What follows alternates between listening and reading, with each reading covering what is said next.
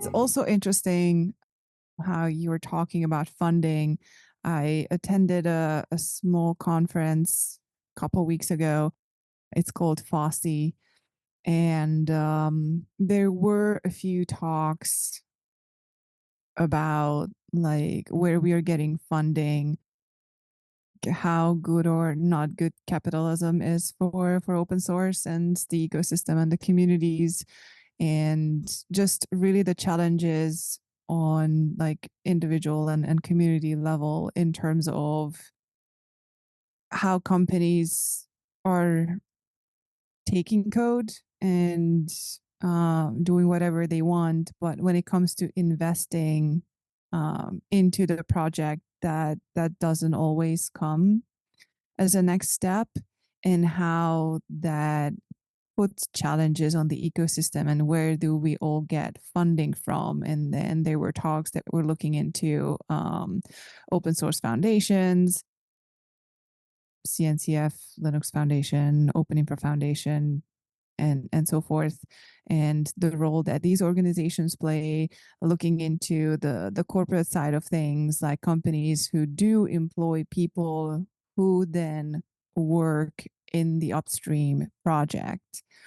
And then the other aspects that you were talking about, like Open Collective and GitHub sponsors and some of the other models where you can sponsor a developer. And I don't think either of the talks or conversations had kind of a conclusion in terms of how we are taking next steps here.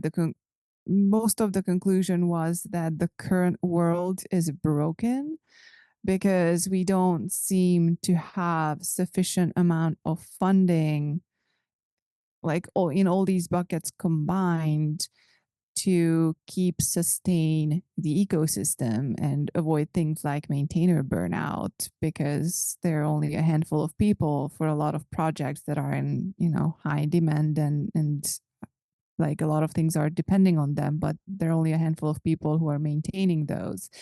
And at the end of the day, that becomes a big risk for everyone if people are not able to maintain the projects, because obviously we all need to have a livelihood. Like you have to get money from somewhere, and if you can't be paid for the upstream work one way or the other, then you might choose to work on proprietary software or do something else, because yeah, we all just need to get by also in life. It's interesting how you were talking about the let's fund the individual model versus the we could have all these big corporate organizations hire more people who work on the code.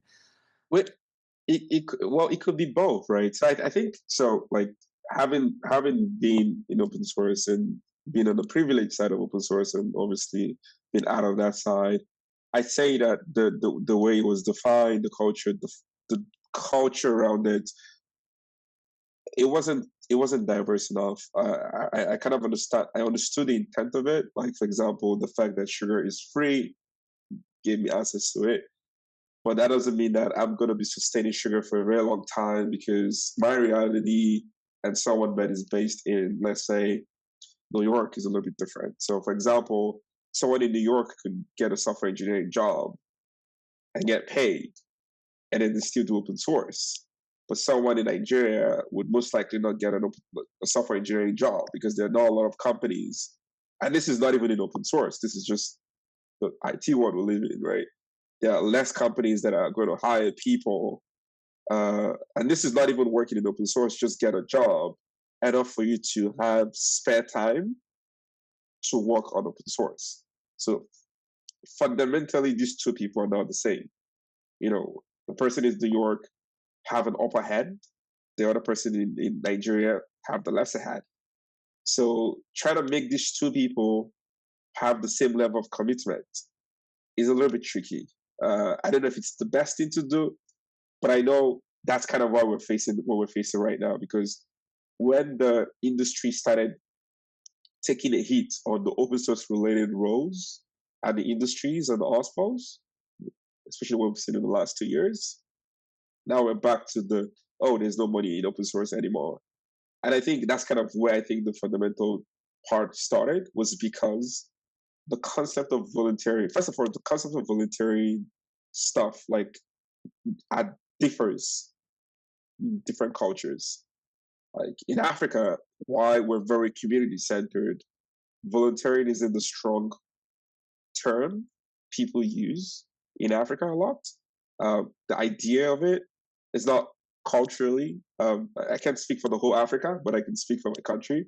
It's not something that the average kid would understand.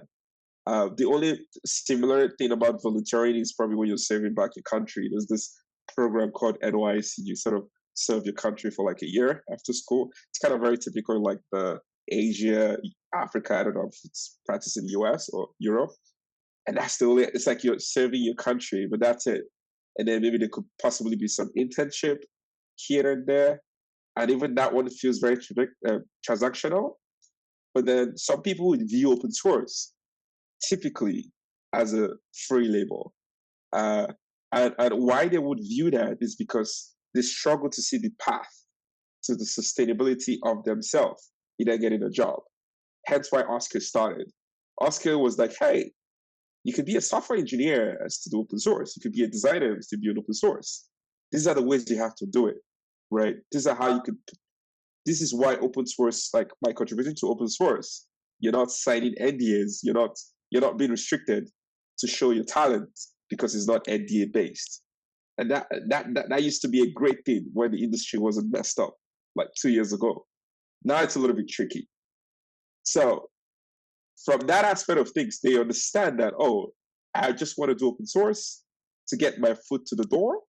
But that is also a very problematic model, because once they get their foot to the door, what is now the reason for them to continue doing open source when there are chances that they're not going to get paid to do it?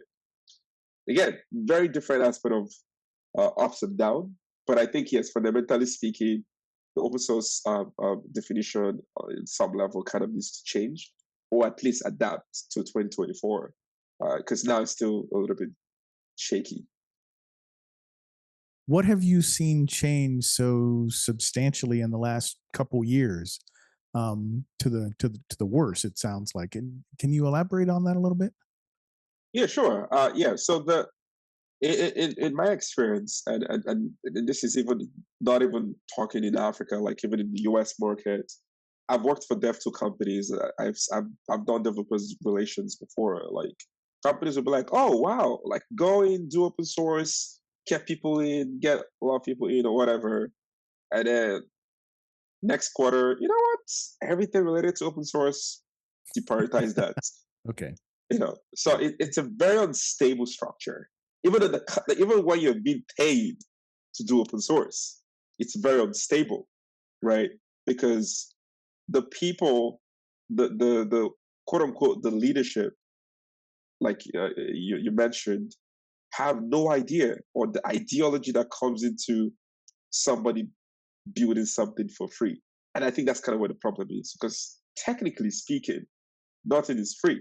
Just because I commit my time and I write code, that is a billable hour. That's an hour that Hedera is probably paying for, or someone else is paying for, or I could use that time and be contracting for someone else. So the way I look at things is every time someone spends to do something that I'm not paying for, it's still a billable hour. It's just for them to say, okay, they do this because they're passionate about it, right? But it's still, at the end of the day, it's still being paid. But now in Africa, again, what I've been able to see lately is people are beginning to question why they can't get paid as a contributor. And there's now a debate between, oh, if you want to come to open source and get it paid, you're not a true open source person. Now, what is a true open source person?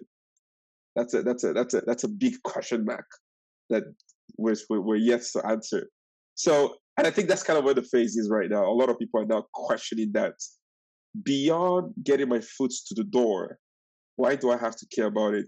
Now, a lot of people don't understand that this technology is what builds these companies that you're relying on.